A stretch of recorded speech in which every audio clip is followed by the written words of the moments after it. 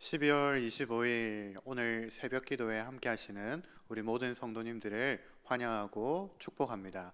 우리 먼저 찬송가 313장을 함께 찬송하시겠습니다.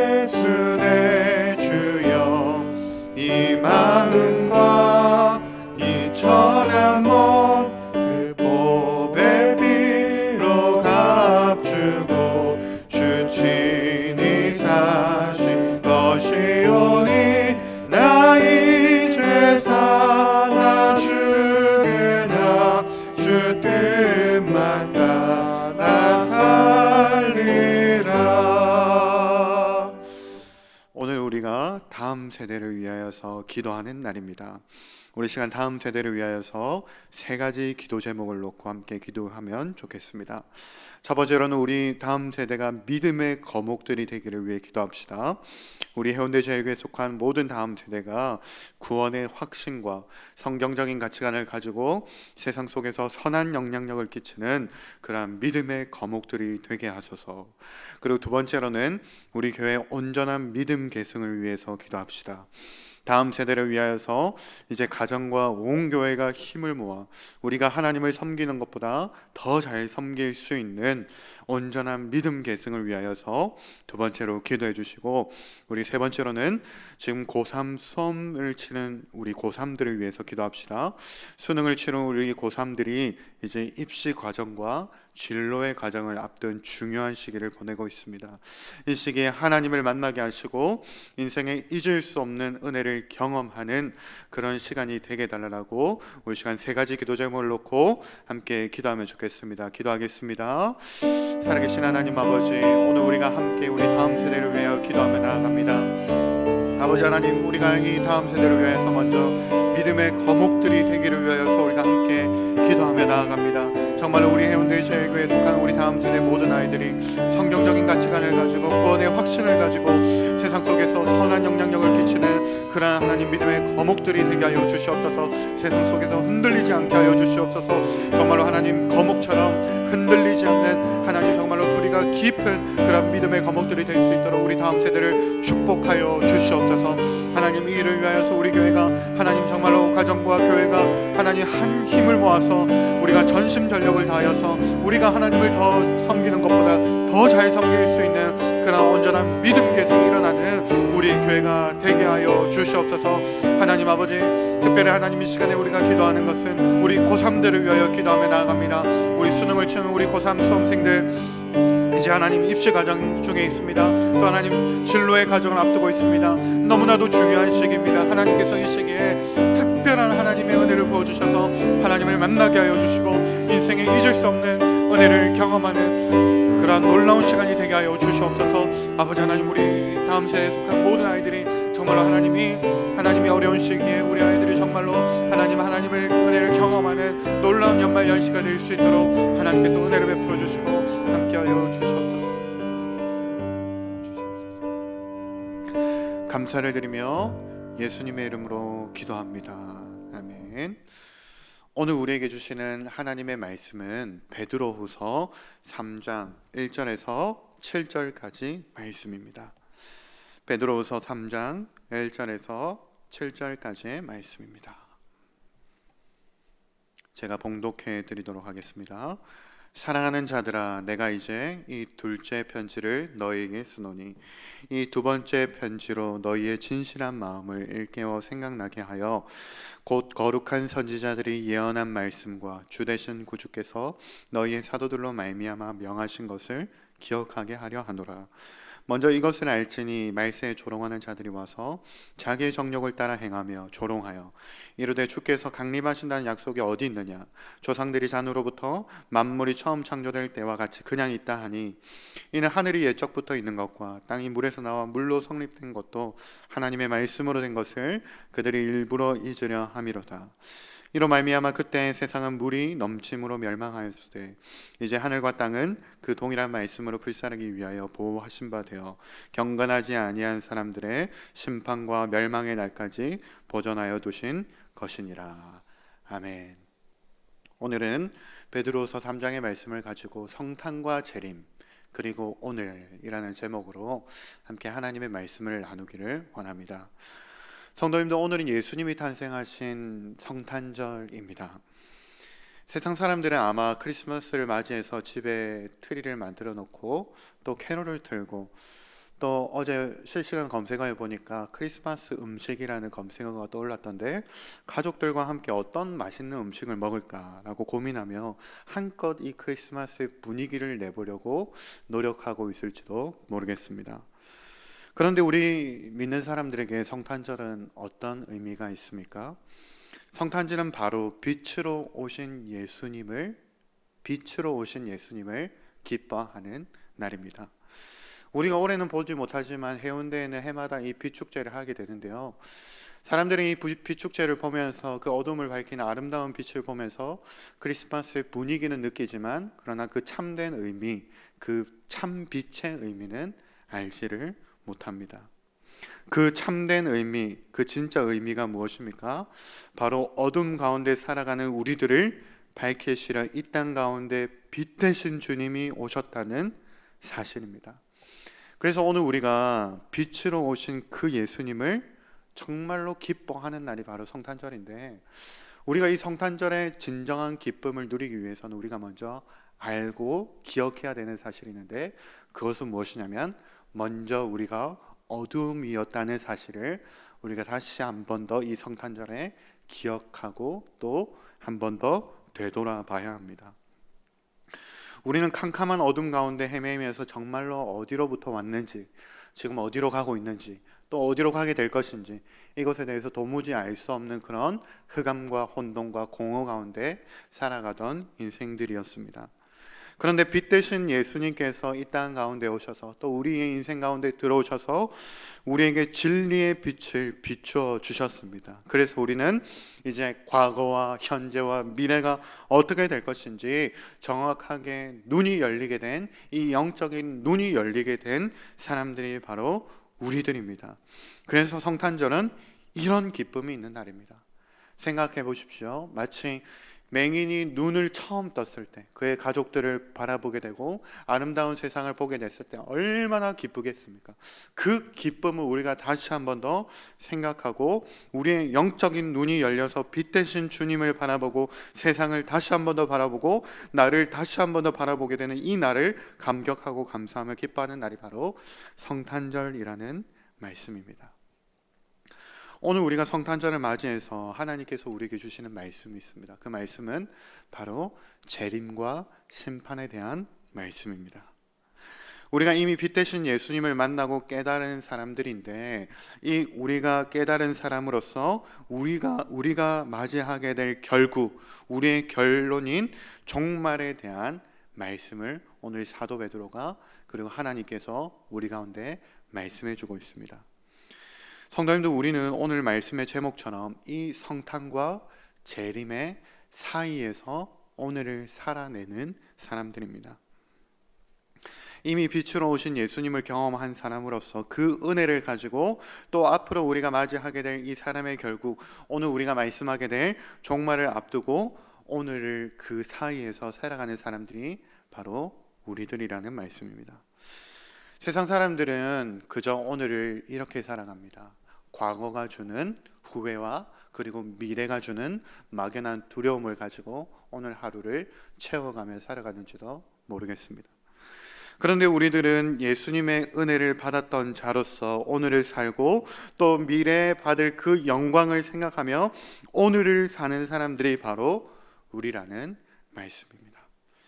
그래서 우리가 오늘 성탄절을 맞아서 하나님께서 우리에게 들려주시는 이 말씀, 특별히 재림에 관한 말씀을 나눌 때 지난 과거에 대한 이야기도 아니고 또 너무 먼 미래의 이야기도 아니고 바로 오늘에 대한 이야기를 한번 해보고 또 오늘의 이야기로 우리에게 전해지는 그러한 시간이 되면 참 좋겠습니다.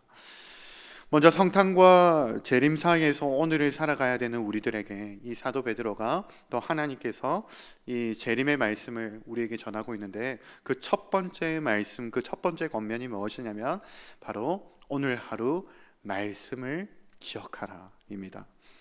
1절과 2절의 말씀을 제가 한번 읽어드리겠습니다. 사랑하는 자들아, 내가 이제 이 둘째 편지를 너희에게 쓰노니 이 두 편지로 너희의 진실한 마음을 일깨워 생각나게 하여 곧 거룩한 선지자들이 예언한 말씀과 주 되신 구주께서 너희의 사도들로 말미암아 명하신 것을 기억하게 하려 하노라. 이제 나이가 지긋이든 이제 사도 베드로가 인생의 말미에 두 번째 편지를 쓰고 있습니다. 그는 아마도 자신의 인생을 되돌아보면서 가장 하고 싶었던 말이 이 말씀이 아니었나라고 생각해 보게 됩니다. 사도 베드로, 그는 젊은 시절에 어떤 사람이었습니까? 혈기왕성하고 감정이 먼저 앞서는 사람이었습니다. 논리정연하고 그 율법의 기준대로 살아왔던 그 사도 바울과 달리 감정이 먼저 앞섰던 사람이 바로 사도 베드로였습니다. 예수님을 만나고 예수님과 함께 지내는 동안에도 그는 항상 이 격한 감정으로 혈기왕성한 모습을 복음서에서 보여주고 있는데요. 그래서 예수님께서 자신의 죽음을 예고하신 그 마지막 만찬, 이 자리에서도 이렇게 고백했습니다. 내가 주와 함께 오게도 죽는 데까지도 가기를 각오합니다 라고 이렇게 다짐했습니다. 그런데 예수님께서 뭐라고 예언하셨습니까? 네가 닭이 울기 전에 나를 3번 부인하고야 말 것이다 라고 예언했고, 실제로 그 일이 일어나고야 말았습니다. 그리고 이런 감정이 앞서는 베드로를 변화시키는 일생일대의 순간이 있었습니다. 바로 예수님을 3번 부인하고 닭이 우는 그 현장이었습니다. 닭이 울자 저 멀찌감치 대제사장의 집에서 신문을 받고 있는 그 예수님과 눈이 딱 마주친 그 순간에 사도 베드로는 일생일대의 변화를 경험했습니다. 누가복음 22장 61절에 이렇게 말씀합니다. 주께서 돌이켜 베드로를 보시니 베드로가 주의 말씀, 곧 오늘 닭 울기 전에 네가 3번 나를 부인하리라 하심이 생각나서. 베드로는 지금 예수님이 붙잡혀서 신문을 받고 어떻게 해야 할지 몰라 하면서 너무나도 혼란스러운 상황 속에서 예수님을 3번이나 부인하고 말았습니다. 너무나도 혼란스럽고 너무나도 어려운 마음을 가지고 있었습니다. 그런데 그를 붙잡은 것은 다름이 아니라 주의 말씀, 곧 닭 울기 전에 3번 나를 부인하리라 하셨던 그 말씀이 생각나서라고 이렇게 말씀하고 있습니다. 이제 노년의 베드로는 그의 인생의 말미에 이렇게나 혼란스러운 세상 속에서 살아가는 그 초대교회 성도들, 이제 교회에 남아서 예수님도 떠나가고 이제 사도들도 다 떠나갔던 그 시대 속에서 이제 복음은 어떻게 될 것인가 너무나도 혼란스러워서 살아가고 있는 이 흩어진 성도들에게 말씀하고 있는 것입니다. 이러한 혼란 속에서 너희들은 말씀을 생각하고 말씀을 기억해야 된다라고 말씀입니다. 사랑하는 성도 여러분, 오늘 하루를 살아가게 하나님, 특별히 성탄과 재림 사이에서 살아가는 오늘 하루를 살아가게 하는 힘, 그 힘은 바로 말씀 안에만 있습니다. 오늘 새벽 기도에 오늘 하루를 시작하는 우리가 붙들어야 하는 것은 바로 하나님의 말씀입니다. 말씀이 우리로 오늘을 살게 하고 말씀이 혼란스러운 세상 속에서 견고한 믿음을 가지고 살아가게 합니다. 오늘 하루 우리에게 주어지는 이 말씀으로 살아가시는 성도님들이 되시기를 간절히 소망합니다. 주님께서 우리에게 말씀하시는 것이 오늘 어떻게 이루어질지, 이 사도 베드로에게 예언했던 그 예수님의 말씀이 그대로 이루어져서 예수님의 말씀이, 주의 말씀이 생각났다라고 고백한 것처럼 주님께서 말씀하신 그 말씀이 도대체 오늘 내 삶에 어떻게 일어날 것인지 그것을 기대하는 하루가 되어지시기를 간절히 소망합니다. 둘째로 사도 베드로는 오늘 하루 우리에게 이 메시지를 던지고 있습니다. 세상을 조심하라 입니다. 3절과 4절에 이렇게 말씀합니다. 먼저 이것을 알지니 말세에 조롱하는 자들이 와서 자기의 정욕을 따라 행하며 조롱하여 이르되 주께서 강림하신다는 약속이 어디 있느냐, 조상들이 잔후로부터 만물이 처음 창조될 때와 같이 그냥 있다 하니. 사도 베드로는 지금 먼저 너희가 이것을 알아야 된다라고 말할 정도로 중요한 메시지를 던지고 있는데, 그것은 바로 그 세상 사람들의 사고 방식을 조심해야 되고 그들이 조롱하는 그 소리를 너희들은 조심해야 된다라고 이렇게 말씀하고 있습니다. 이 세상 사람들의 사고방식은 예나 지금이나 다름이 없습니다. 바로 정욕을 따라 행하는 삶입니다.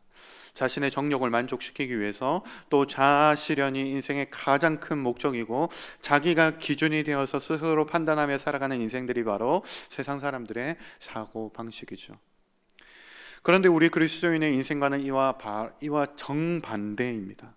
자신의 정욕을 만족시키기 위해서가 아니라 자신의 정욕을 절제하면서, 자아 실현이 인생의 최고의 목적이 아니라 자기 부인의 삶을 살고, 그래서 내가 기준이 아니라 주님이 기준이 되고 주님이 주인 되신 삶을 살아가야 되는 것이 바로 그리스도인의 삶의 모습입니다. 그래서 우리는 이 세상과 오늘 정반대의 삶을 살아가야 합니다. 이것을 더 쉽게 이야기하면 여러분들에게 이렇게 말씀드릴 수 있습니다. 우리는 해운대에 살지만 해운대의 정신으로 오늘 사는 것이 아니라 바로 그와 정반대의 삶인 그리스도인의 삶, 하나님 나라의 백성의 삶을 오늘 해운대 가운데서 살아가야 합니다. 해운대 사람들이 살아가는 그 사고방식과 문화대로 생각하고 말하고 살아가는 것을, 우리는 그것을 조심하고 성경이 말하는 대로 하나님 나라의 백성으로서 오늘 하루를 살아가야 한다라는 말씀입니다. 또 사도 베드로가 이것을 조심하라고 말씀합니다. 조롱하는 소리를 조심해야 한다. 세상에 조롱하는 소리를 조심해야 된다고 경고하고 있습니다. 당시 부활을 믿지 않았던 사람들은 예수님의 재림과 부활의 소망을 가지고 살아가는 사람들을 이렇게 비웃었습니다.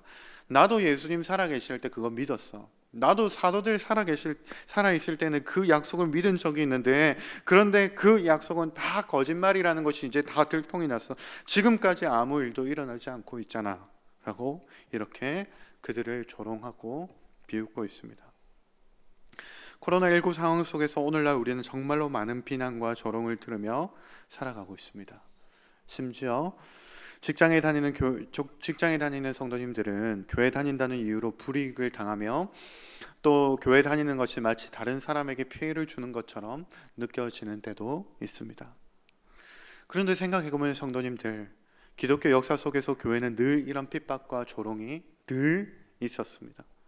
그리고 그 속에서 복음의 꽃을 피웠던 것이 바로 우리 교회의 역사입니다. 사실 그래서 우리가 지금 겪고 있는 조롱과 비난은 예수님께서 예언하셨듯이 마땅히 우리가 복음과 함께 받아야 하는 조롱과 비난을 이제서야 받고 있는 것인 줄도 모르겠습니다. 사랑하는 성도 여러분, 오늘 하루 해운대에 살아가면서 우리가 해운대 사람이 아니라 하나님 나라의 백성으로 살아가시기를 간절히 소망합니다.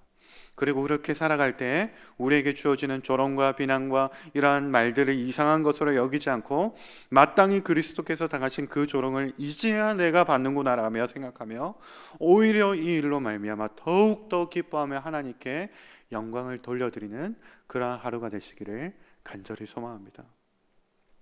마지막으로 오늘 사도 베드로가 오늘 우리에게 주시는 메시지는 이것입니다. 재림을 소망하라. 6절과 7절에 이렇게 말씀합니다. 이로 말미암아 그때 세상은 물이 넘침으로 멸망하였으되 이제 하늘과 땅은 그 동일한 말씀으로 불살하기 위하여 보호하신 바 되어 경건하지 아니한 사람들의 심판과 멸망의 날까지 보존하여 두신 것이니라. 지금 사도 베드로는 재림에 대한 이야기를 하기 위해서 한 구약의 이야기를 떠올리고 있습니다. 바로 노아의 홍수의 때의 이야기입니다. 노아 홍수가 일어나기 전에 하나님은 노아에게 미리 말씀하셨습니다. 홍수 심판이 일어날 것이다 라고 이렇게 말씀하셨습니다. 그리고 노아는 그 말씀을 붙들고 믿음으로, 히브리서 말씀에 보면 믿음으로 방주를 계속해서 지었습니다. 주변의 사람들이 무엇라고 해도, 또 하늘을 바라보면서 하늘에 비가 내릴 것 같지 않은 상황 속에서도 하루하루 묵묵하게 성실하게 방주를 지어나가며 살아갔는데, 사도 베드로는 지금 재림의 소망을 가지고 살아가야 하는 성도들이 지금 이 노아의 마음으로 하루를 살아가야 한다 라고 말씀하고 있습니다.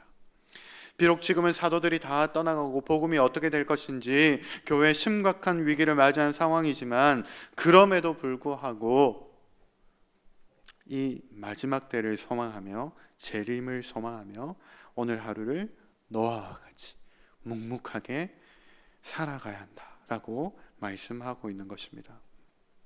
사랑하는 성도 여러분, 오늘 하루를 살아가야 하는 우리, 성탄과 재림의 사이를 살아가야 되는, 그 사이를 살아가야 되는, 오늘 하루를 살아가야 되는 우리도 마찬가지입니다. 교회가 점점 힘을 잃어가고 사람들의 믿음이 점점 사라져가고 우리 주님 다시 오실 날은 너무나도 멀리만 느껴지는 그러한 상황 속에서 우리는 지금 노아를 기억하고 노아의 마음으로 오늘 하루를 살아가야 합니다. 제가 좋아하는 찬양 중에 히즈윌의 나도 바보처럼 살래요 라는 그런 찬양이 있습니다. 그 찬양의 가사가 이렇습니다. 가사가 노아의 때를 떠올리게 하는 가사인데요. 산 위에서 세상 모르고 배만 만드는 노아, 당신 참 바보 같군요. 당신 정말 바보 같군요. 왜 맑은 날 배를 만드나요? 왜 하필 높은 산 위에? 당신 참 바보 같군요. 당신 정말 바보 같군요. 눈부신 해가 하늘 높이 뜨면 비의 약속 잊을 만한데, 날마다 드는 조롱에 그 외로운 길 포기할 만한데, 당신은 어쩜 그리 묵묵히 그 길을 가나요?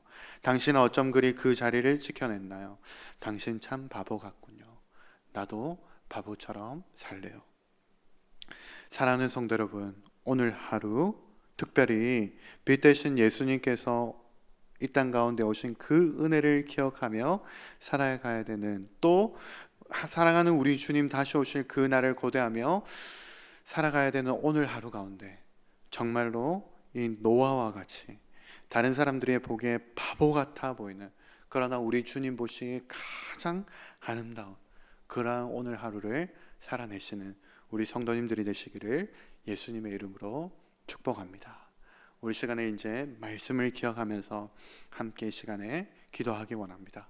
우리 말씀을 기억하면서 기도합시다. 하나님 아버지, 우리가 성탄절을 기억하면서, 또 하나님 우리가 재림을 소망하면서 오늘 하루를 살아가기를 소망합니다. 이 사도 베드로를 통하여서 우리에게 주신 하나님의 말씀처럼 오늘 하루를 살아갈 때 말씀을 붙들게 하여 주시고, 또 무엇보다도 우리가 오늘 하루 동안에 세상의 소리를 조심하며 세상과 정반대의 삶을 살아가게 하여 주시고, 또 재림을 소망하면서 오늘 하루를 살아가게 하여 주시옵소서. 정말로 노아와 같이 묵묵하게, 바보와 같이 인생이 비춰질지라도 묵묵하게 오늘 하루를 그러한 마음으로 살아갈 수 있도록 하나님께서 우리의 하루를 인도하여 주시옵소서 라고 우리 말씀을 기억하면서 기도해 주시고, 또 우리 교회를 위하여서 기도해 주시고, 또 우리 나라와 민족을 위하여서, 또 우리 각자의 기도 제목을 가지고 함께 우리 시간에, 우리 배경음악이 들리는 시간 동안에 우리 시간에 함께 우리 성도님들이 기도하는 시간을 가지면 좋겠습니다. 함께 기도하겠습니다. 살아계신 하나님 아버지, 은혜와 사랑을 감사합니다. 하나님 아버지, 우리 가운데 이 놀라운 은혜를 베풀어 주셔서 감사합니다. 말씀 가운데 말씀하여 주신 것